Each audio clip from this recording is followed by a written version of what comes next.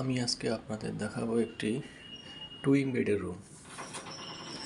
যারা চিটাগাং আসতে চান ঘুরতে বা কোনো কাজে, যদিও আমি কাজে আসছি,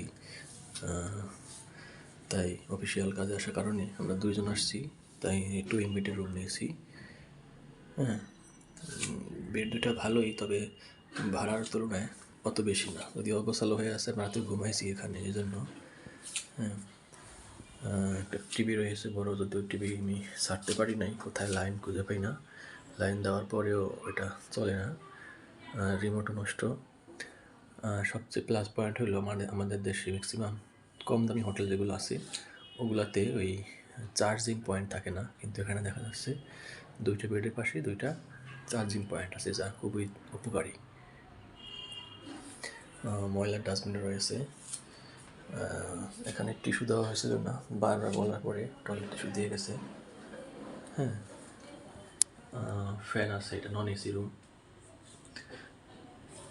এসি নাই, তাও এটা ভাড়া 1500 টাকা, 1 টাকাও কম নেবে না। পানিও দেয়নি খাইতে, শুধু রুমটা নেওয়া হয়েছে।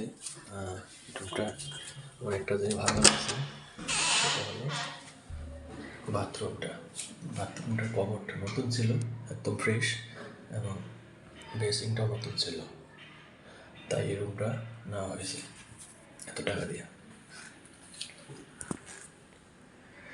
যারা চিটাগাং আসবেন তারা এই হোটেল থাকতে পারেন, তবে এখন বর্তমানে সব হোটেলের ভাড়াই বেশি, সেই হিসাবে এটা খারাপ না।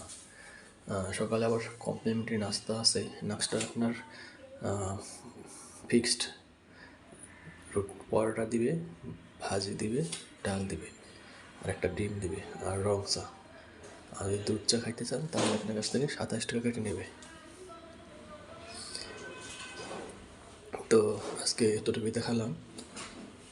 নেক্সট আবার অন্য হোটেলে উঠলে আপনাকে আবার দেখাতে পারবো, যেহেতু আমি প্রতি মাসে 2-3টা হোটেলে থাকতে হয় কোম্পানির অফিসিয়াল কাজে।